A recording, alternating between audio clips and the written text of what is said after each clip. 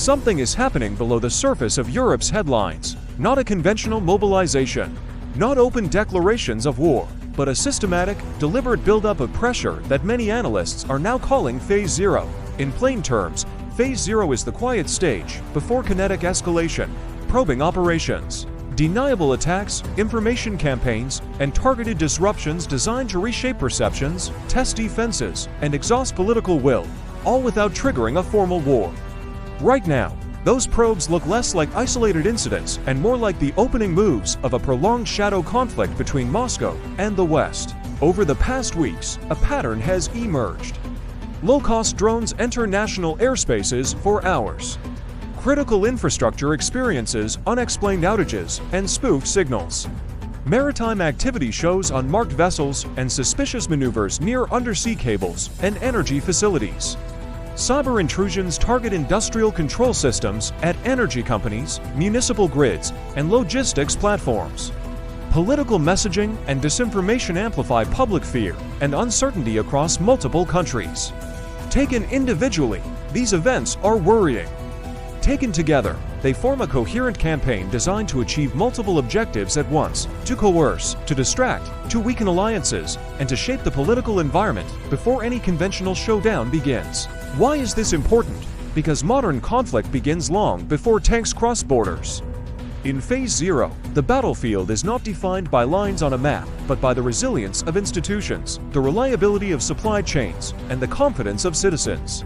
If you can make a population doubt its government's ability to keep the lights on, to keep heat flowing in winter, or to keep its communities secure, you can achieve strategic effects without ever firing a single strategic missile.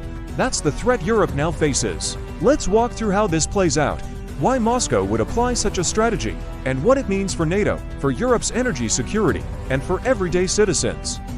First, the operational picture.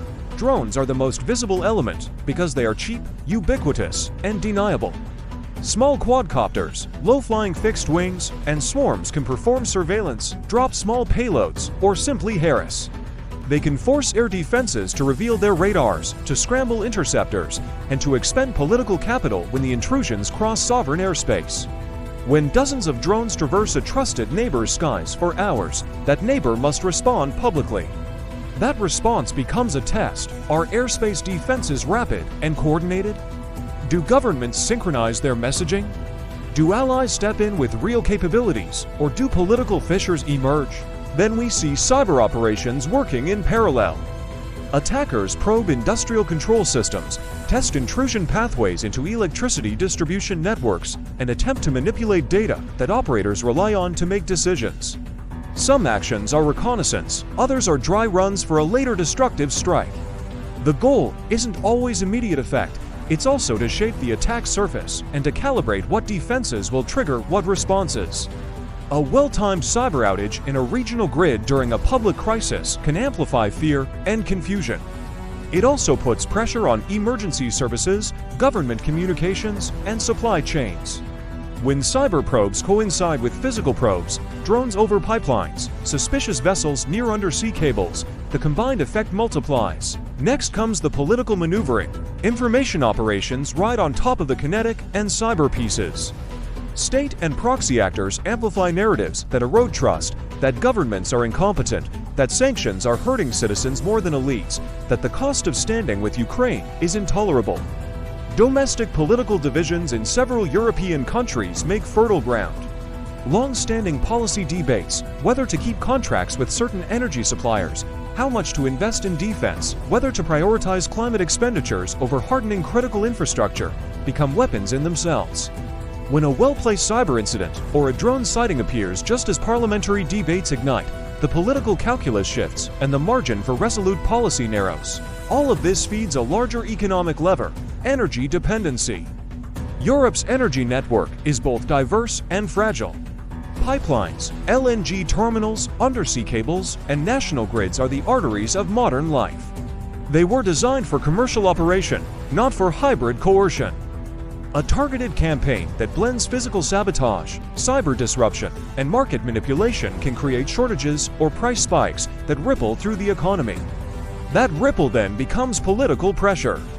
Households feel it first in their bills and in the thermostat. Political leaders feel it in opinion polls.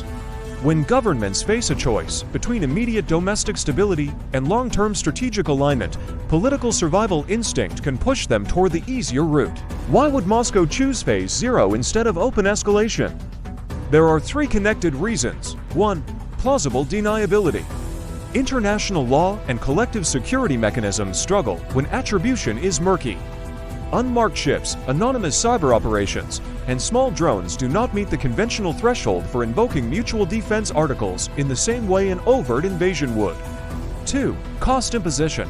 Hybrid campaigns are asymmetric. They are cheaper for the attacker, forcing the defender to spend far more to secure every vulnerability. 3. Political leverage. If you can make the defender question whether paying the strategic cost of continued opposition is worth the immediate domestic pain, you can win influence without occupying territory. Consider how this plays out in practical terms. A weekend of aerial incursions over multiple NATO member states triggers temporary airport closures, raises airspace alerts, and forces defense ministers to hold emergency briefings. Meanwhile, a wave of malfunctions in regional grid control systems coincides with a colder-than-expected spell, leading to temporary rolling blackouts. At the same time, social channels and state-aligned outlets amplify stories about energy shortages, supply chain problems, and political elites failing to prepare. Citizens whose daily lives are disrupted will demand answers, not from ambiguous foreign actors, but from their elected representatives. The calculus shifts from abstract support for solidarity to concrete expectations of immediate safety and warmth. For NATO, Phase 0 presents a dilemma. Collective defense is stronger when it is visible, united, and credible. Yet this is exactly what hybrid operators seek to undermine. They want to test the seams. A fragmented response where some allies push for decisive countermeasures and others call for restraint because of energy or political constraints plays directly into the attacker's strategy. This is why integration and interoperability matter so much. Rapid information sharing, joint rules of engagement for hybrid incidents, and pre-agreed thresholds for coordinated countermeasures reduce the margin for manipulation. So what can be done, and what are nations already doing? At the tactical level, governments are accelerating investments in detection and interception systems for low-altitude threats. That means more radars tuned for small signatures, acoustic sensors, and multi-sensor fusion systems that combine radar, electro-optical, and radio frequency detection. It means deploying mobile jamming units and non-kinetic countermeasures to seize control of drones or force them to land. It also means experimenting with drones that can intercept drones, creating an economical layer to handle low-cost threats without resorting to expensive missiles. On the cyber front, energy operators and governments are investing in industrial control system hardening, compartmentalization, and rapid incident response playbooks. Simulation exercises that tie hospitals, grid operators, transport hubs, and emergency services together are becoming routine. The idea is to build graceful degradation, systems that can continue to function in a limited capacity even under duress, and administrators who know how to keep essential services alive while isolating affected components. Politically, the response must be just as integrated. NATO and the EU must synchronize not only military and technical responses, but legal and diplomatic tools. That includes streamlined attribution mechanisms that allow for rapid, public identification of malicious activity, sanctions frameworks that can be applied quickly to deniable actors, and shared public communication strategies to inoculate populations against disinformation. Economic measures, too, must anticipate coercion. States need contingency plans for energy supply, surge capacity for critical imports, and strategies to shield vulnerable consumers from market shocks. Yet there are limits and trade-offs. The sheer scale of protecting an entire continent against persistent, distributed, and adaptive hybrid pressure is daunting. Building a continent-wide drone wall is technically feasible in parts, but it is expensive, politically complex, and operationally demanding. Sensors and interceptors require maintenance, supply chains, and trained personnel. Electronic warfare measures raise concerns about interference with civilian systems and aviation. Rules for shoot-down authority create sovereignty and legal challenges. And none of these measures addresses the psychological element, the viral spread of fear, and the political calculus that follows. Another challenge is energy dependence itself. Even as Europe invests in defense and deterrence, if some member states remain entangled in energy contracts or logistical dependencies with adversary suppliers, the strategic picture remains asymmetric. Coercion works best when the other side still needs what you can withhold. A nation that imports a significant share of its energy from an adversary faces a harder choice when pressure mounts. That is why expanding domestic production, diversifying import sources, and building strategically held reserves are critical pieces of resilience. There is also an information dimension that cannot be underestimated. Hybrid campaigns are as much about narrative as they are about hardware. When a string of incidents is accompanied by a flood of tailored narratives about governmental incompetence, about elites trading away public welfare, or about manufactured scarcity, populations can fragment along political, geographical, or economic lines. Resilience requires not just hardened infrastructure, but informed citizens who understand the difference between tactical shortages and strategic dependence, and who can see coercion for what it is. So what should citizens expect in the coming weeks and months? First, more probes. We should anticipate continued drone activity near energy and maritime infrastructure, targeted cyber probes against industrial controllers, and sporadic misinformation campaigns tied to political events. Second, governments will accelerate defensive programs, expanded detection grids, joint NATO-EU initiatives, and more aggressive public messaging. Third, there will be economic consequences, localized price volatility, policy debates over emergency energy measures, and hard choices about when to prioritize short-term consumer protection versus long-term strategic independence. This moment is a test of coordination and nerve. The attacker benefits from delay and division. The defender benefits from speed and unity.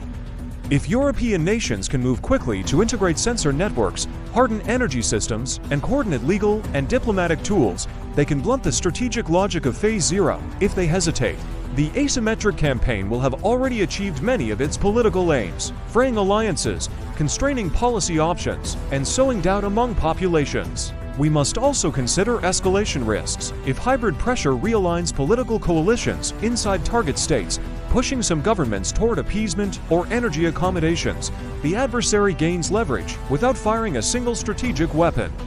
Conversely, an aggressive or poorly calibrated response could itself be manipulated into a pretext for further escalation.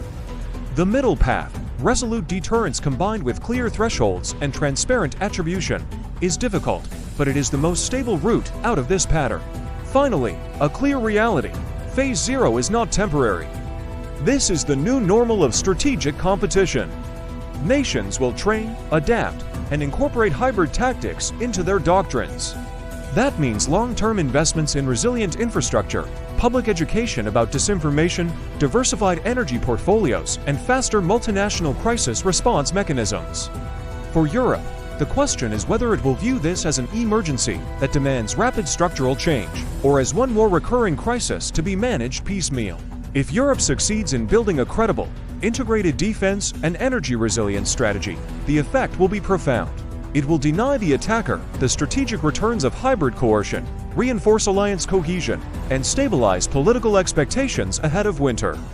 If it fails, the consequences will be measured not only in blackouts or price spikes, but in eroded trust, constrained policy choices, and a renewed strategic imbalance. Right now, the skies over Europe are testing the continent's readiness. The probes will continue. The question is whether the responses will be fast and coherent enough to convert those probes into mere annoyances, or whether they will set the stage for a far larger contest. Europe must act with urgency, unity, and clarity, because in Phase Zero, hesitation is a form of damage.